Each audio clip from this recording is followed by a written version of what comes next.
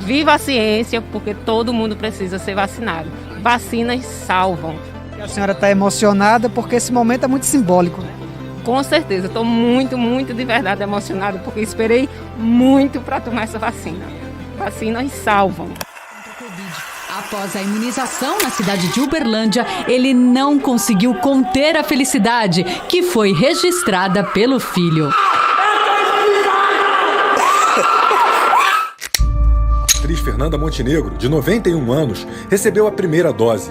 Em uma rede social, ela publicou um agradecimento à Fiocruz, ao Sistema Único de Saúde e aos cientistas. Olha só que coisa boa! Nós vamos te mostrar agora algumas celebridades que foram vacinados nesse final de semana. Na hora da vacina, vale cantar, mesmo com a voz embargada e tudo, como fez Lulu Santos aos 67 anos. Nossa, eu fiquei emocionada e tô até agora emocionada, entendeu?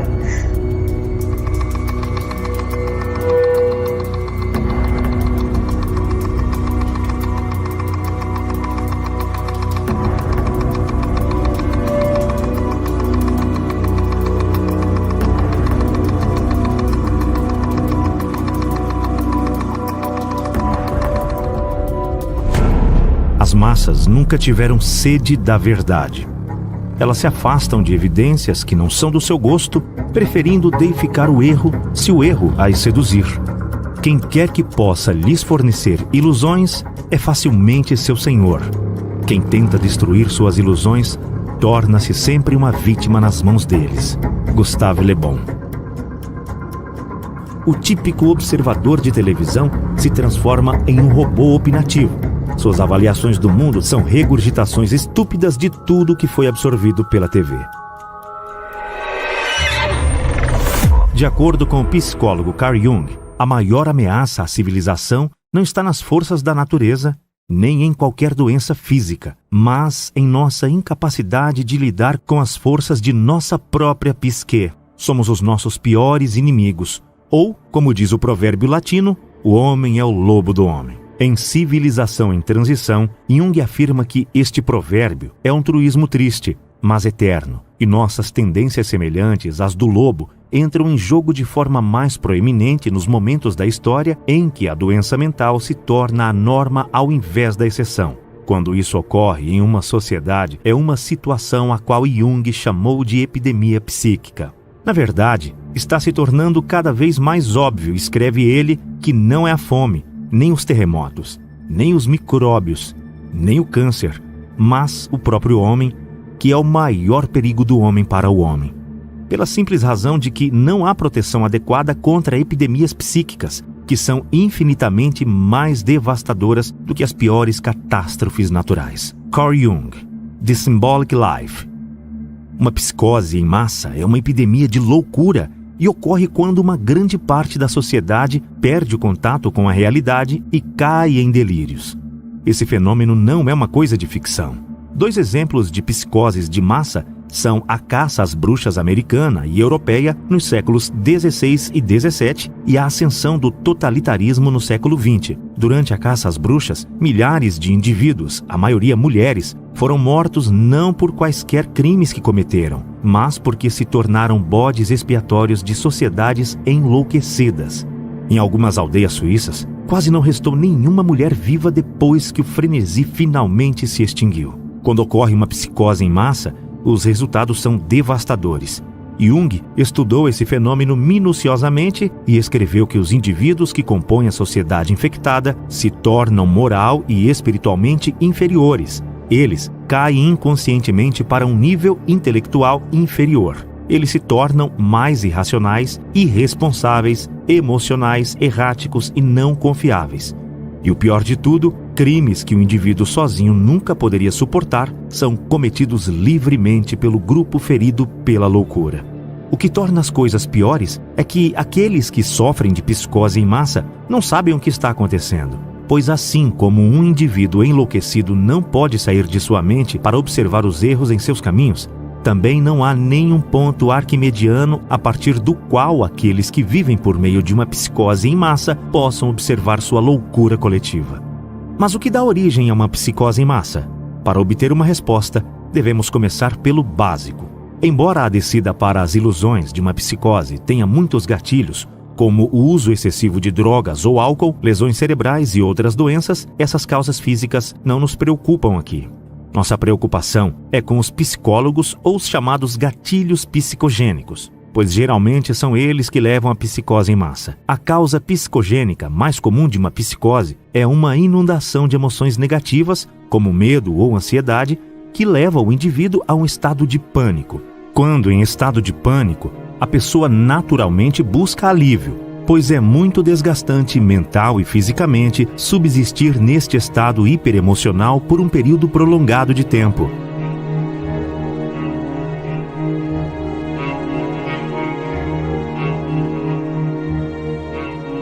Conquanto escapar de um estado de pânico possa ser feito por meios adaptativos, como o enfrentamento e derrota do medo que gera a ameaça, existe outro modo de escapar, que é passando por um surto psicótico. Um surto psicótico não é uma descida a um estado de maior desordem, como muitos acreditam, mas uma reordenação do mundo experiencial de alguém que mistura fato e ficção, ou delírios e realidade, de uma forma que ajuda a acabar com os sentimentos de pânico. Silvano Ariete, uma das maiores autoridades do século XX sobre a esquizofrenia, explica os passos psicogênicos que levam à loucura. Em primeiro lugar, à fase do pânico. Quando o paciente começa a perceber as coisas de uma forma diferente, fica assustado com isso, parece confuso e não sabe explicar as coisas estranhas que estão acontecendo. O próximo passo é o que Ariete chama de fase de insight psicótico, em que um indivíduo consegue juntar as coisas por conceber uma forma patológica de ver a realidade que lhe permite explicar suas experiências anormais. O fenômeno é chamado de insight porque o paciente finalmente vê significado e relações em suas experiências, mas o insight é psicótico porque se baseia em delírios, não em maneiras adaptativas e promotoras de vida de se relacionar com quaisquer ameaças que precipitam o pânico. Os delírios, em outras palavras, permitem que o indivíduo em pânico escape da torrente de emoções negativas, mas ao custo de perder o contato com a realidade e, por isso, Ariete diz que um surto psicótico pode ser visto como uma forma anormal de lidar com um estado de extrema ansiedade. Se o pânico despertar uma inundação de emoções negativas em um indivíduo fraco ou inseguro, e isso desencadear um surto psicótico, então, uma psicose em massa pode acontecer quando uma população de indivíduos fracos e vulneráveis é conduzida a um estado de pânico por ameaças reais, imaginárias ou fabricadas. Mas, como os delírios podem tomar muitas formas e a loucura pode se manifestar de maneiras incontáveis, o modo específico em que uma psicose em massa se desenvolve se diferencia baseado no contexto histórico e cultural da sociedade infectada. Na era moderna, a psicose em massa do totalitarismo é a maior ameaça. O totalitarismo, escreve o autor Arthur Verluis, é o fenômeno moderno do poder estatal total centralizado, junto com a obliteração dos direitos humanos individuais. No estado totalizado, existem aqueles que estão no poder e existem as massas objetificadas, as vítimas. Em uma sociedade totalitária, a população é dividida em dois grupos: os governantes e os governados, e ambos os grupos passam por uma transformação patológica. Os governantes são elevados a um status quase divino, o que é diametralmente oposto à nossa natureza de seres imperfeitos que são facilmente corrompidos pelo poder. As massas, por outro lado, são transformadas em sujeitos dependentes desses governantes patológicos e assumem um status psicologicamente regredido e infantil. Hannah Arendt, uma das mais proeminentes estudiosas dessa forma de governo no século XX, chamou o totalitarismo de uma tentativa de transformação da própria natureza humana. Mas essa tentativa de transformação apenas transforma mentes sãs em mentes doentias, como escreveu o médico holandês que estudou os efeitos mentais de viver sob o totalitarismo. Há de fato muito que é comparável entre as reações estranhas dos cidadãos do totalitarismo e de sua cultura como um todo, por um lado, e as reações dos esquizofrênicos doentes, do outro. Jost Meerloo, The Rape of the Mind. A transformação social que se desenvolve sob o totalitarismo é construída e sustentada por delírios, pois apenas homens e mulheres iludidos regridem ao status infantil de súditos obedientes e submissos e entregam o controle completo de suas vidas a políticos e burocratas. Apenas uma classe dominante iludida acreditará que possui o conhecimento, a sabedoria e a perspicácia para controlar completamente a sociedade de cima para baixo.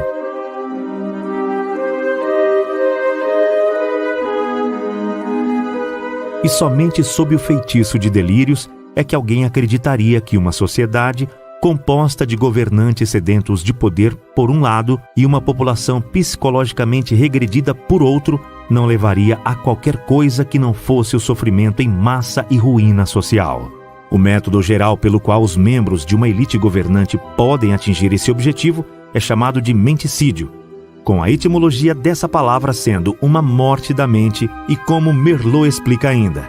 O menticídio é um crime antigo contra a mente e o espírito humanos, mas sistematizado de novo. É um sistema organizado de intervenção psicológica e perversão judicial por meio do qual uma classe dominante pode imprimir seus próprios pensamentos oportunistas nas mentes daqueles que planejam usar e destruir.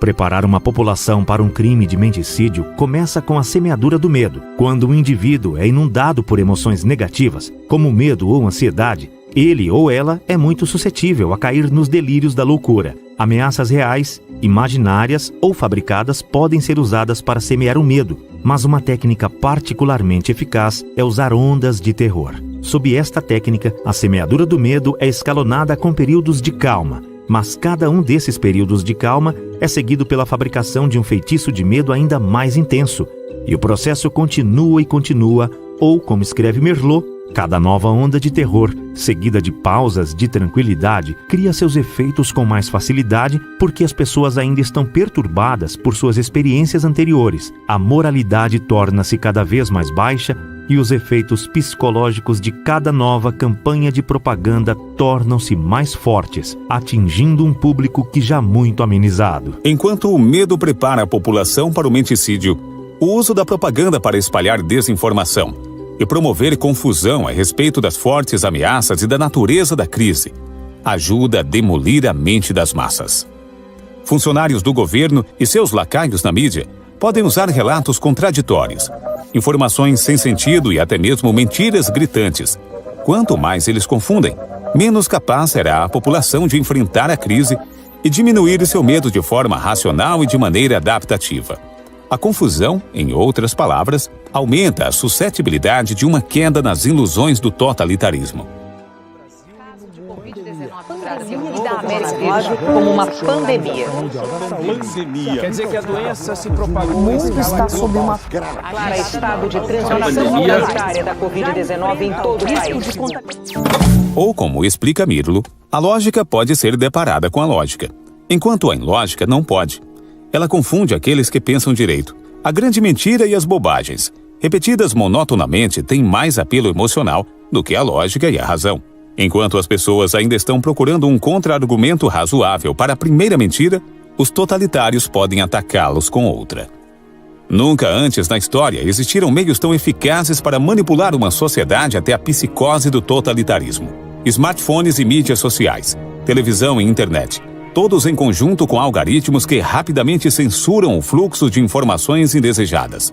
Permitem que aqueles que estão no poder agridam facilmente as mentes das massas. Além do mais, a natureza viciante dessas tecnologias significa que muitas pessoas se sujeitam voluntariamente à propaganda da elite governante com uma frequência notável. A tecnologia moderna, explica Merleau, ensina um homem a aceitar o mundo para o qual está olhando. Ele não tem tempo para recusar e refletir. A tecnologia o atrai, deixando-o cair em suas rodas e movimentos. Sem descanso, sem meditação, sem reflexão, sem conversa. Os sentidos estão continuamente sobrecarregados com estímulos. O homem não aprende mais a questionar seu mundo. A tela oferece a ele respostas prontas. Mas há mais um passo que os pretensos governantes totalitários podem dar para aumentar a chance de uma psicose totalitária: isolar as vítimas e interromper as interações sociais normais. Quando sozinho e sem interações normais com amigos, famílias e colegas de trabalho, o indivíduo se torna muito mais suscetível a delírios por vários motivos. Em primeiro lugar, eles perdem o contato com a força corretiva do exemplo positivo, pois nem todo mundo é enganado pelas maquinações da elite dominante, e os indivíduos que veem através da propaganda podem ajudar a libertar outros do ataque menticida. Se, no entanto, o isolamento for imposto, o poder desses exemplos positivos diminuirá muito. Todo treinador de animais sabe por experiência própria: o isolamento e a repetição paciente de estímulos são necessários para domar animais selvagens. Os totalitários seguiram esta regra. Eles sabem que podem condicionar suas vítimas políticas mais rapidamente se forem mantidos em isolamento.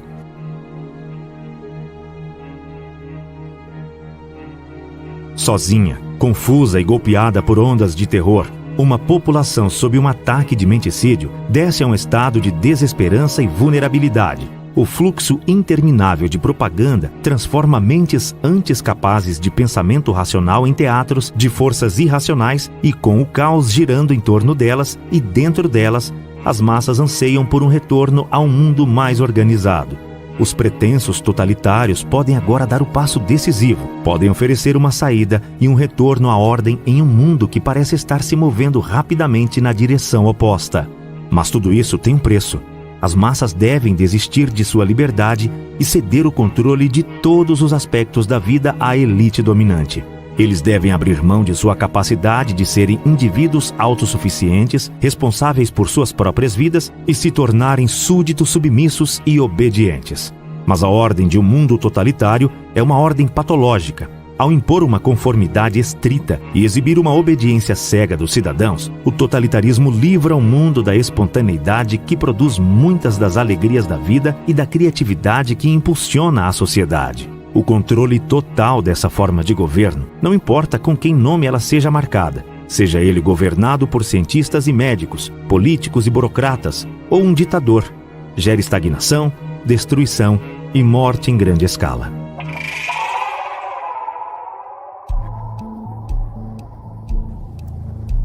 Huxley escreveu o admirável Mundo Novo como um aviso. Avanços na ciência e na tecnologia, ele acreditava, estavam abrindo caminho para o tipo de sociedade descrito em seu livro.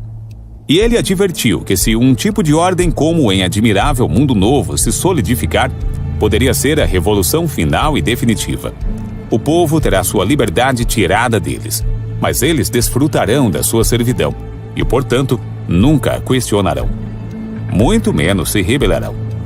Em uma entrevista em 1962 na Universidade de Berkeley, Huxley explicou: parece que a natureza da revolução final com a qual nos deparamos agora é precisamente esta: que estamos no processo de desenvolver toda uma série de técnicas que permitirão que a oligarquia controladora que sempre existiu e sempre existirá faça com que as pessoas amem sua escravidão.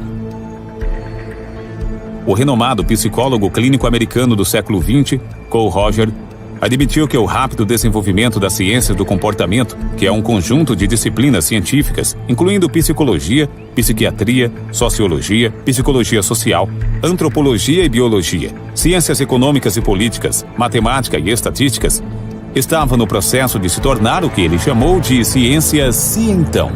Com isso, ele quis dizer que cientistas e engenheiros sociais estavam descobrindo que, se condições cuidadosamente construídas fossem implementadas em uma sociedade, haverá uma grande probabilidade de que a maioria dos cidadãos responderá a essas condições de maneiras previsíveis e, portanto, controláveis. Ou como ele escreveu em 1954. Eu acredito que muito poucas pessoas estão cientes da expansão, amplitude e profundidade dos avanços que foram feitos nas últimas décadas na ciência do comportamento. O poder crescente de controle que ele dá será detido por alguém ou algum grupo. Tal indivíduo ou grupo certamente escolherá os propósitos ou objetivos a serem alcançados e a maioria de nós será então cada vez mais controlada por meios sutis que nem mesmo estávamos cientes deles como controladores. Parece que alguma forma de sociedade completamente controlada está chegando. Uma coisa é certa: a tecnologia e o suprimento infinito de entretenimento estimulante, mas moralmente degradante, que dela emanam, estão criando uma população passiva, ignorante e espiritualmente aleijada, desinteressada em resistir à implementação de suas cadeias políticas. Mas não é apenas um suprimento infinito de distrações que torna possível um admirável mundo novo. Huxley também previu que no futuro, certas formas de tecnologia seriam usadas para aumentar a sugestionabilidade e a obediência de uma população. de modo que todos possam ser confiáveis para se comportarem quase tão previsivelmente quanto as máquinas. Em Admirável Mundo Novo, a sugestionabilidade foi aumentada não apenas pelo uso da tecnologia, mas também por uma superdroga chamada Soma. A drogadição sistemática de indivíduos para o benefício do Estado era uma plataforma principal na política dos controladores mundiais. Soma não tinha desvantagens fisiológicas. Quando tomado em pequenas doses, estimulava a sensação de êxtase, e em doses maiores, gerava alucinações agradáveis e um sono revigorante. Forneceu o que Huxley chamou de férias da realidade e, o mais importante, tornou os cidadãos altamente submissos. Além de tranquilizar, alucinar e estimular, o Soma da minha fábula tinha o poder de aumentar a sugestionabilidade e, portanto, poderia ser usado para reforçar os efeitos da propaganda governamental. Muitas pessoas ainda acreditam que são livres. E como o Goethe escreveu, ninguém é mais desesperadamente escravizado do que aqueles que acreditam falsamente que são livres. Aqueles que se julgam livres desconsideram o fato de que ser governado no mundo moderno é ser vigiado, inspecionado, espionado, dirigido por lei, numerado, regulado, inscrito, doutrinado, pregado, controlado, verificado, estimulado, valorizado, censurado e comandado por seres que não têm o direito, nem a sabedoria, nem a virtude de fazê-lo.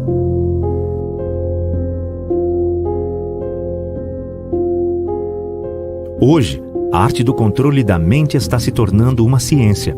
Os praticantes desta ciência sabem o que estão fazendo e por quê. Eles são guiados em seu trabalho por teorias e hipóteses solidamente estabelecidas em uma base maciça de evidências experimentais. Quando, em um estado hipnótico induzido pela televisão, clichês e slogans da mídia convencional, valores morais e princípios ideológicos de programas e filmes e sugestões de comerciais, de políticos, de celebridades e propaganda patrocinada pelo Estado contornam as faculdades críticas e se infiltram nas fundações da mente. Com o tempo, o típico observador de televisão se transforma em um robô opinativo. Suas avaliações do mundo são regurgitações estúpidas de tudo que foi absorvido pela TV. Quase 70 anos atrás, o médico Jost Merlot alertou sobre os perigos hipnotizantes da televisão, perigos que agora se aplicam a computadores, smartphones e qualquer outra tecnologia que transforma o ser humano em um espectador hipnotizado de uma tela. O homem não pensa mais em valores pessoais, seguindo sua própria consciência e avaliações éticas. Ele pensa cada vez mais nos valores trazidos a ele pelos meios de comunicação de massa. A televisão o mantém em constante temor e fixação passiva. Conscientemente, ele pode protestar contra essas vozes anônimas, mas, mesmo assim, suas sugestões fluem para o seu sistema.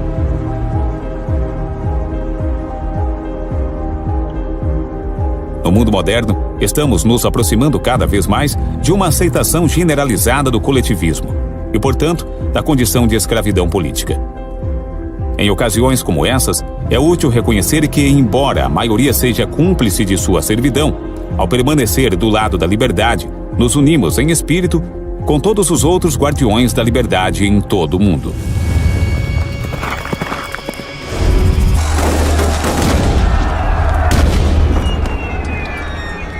Todo insubordinado, quando se levanta contra a opressão, reafirma assim a solidariedade de todos os homens. Albert Camus.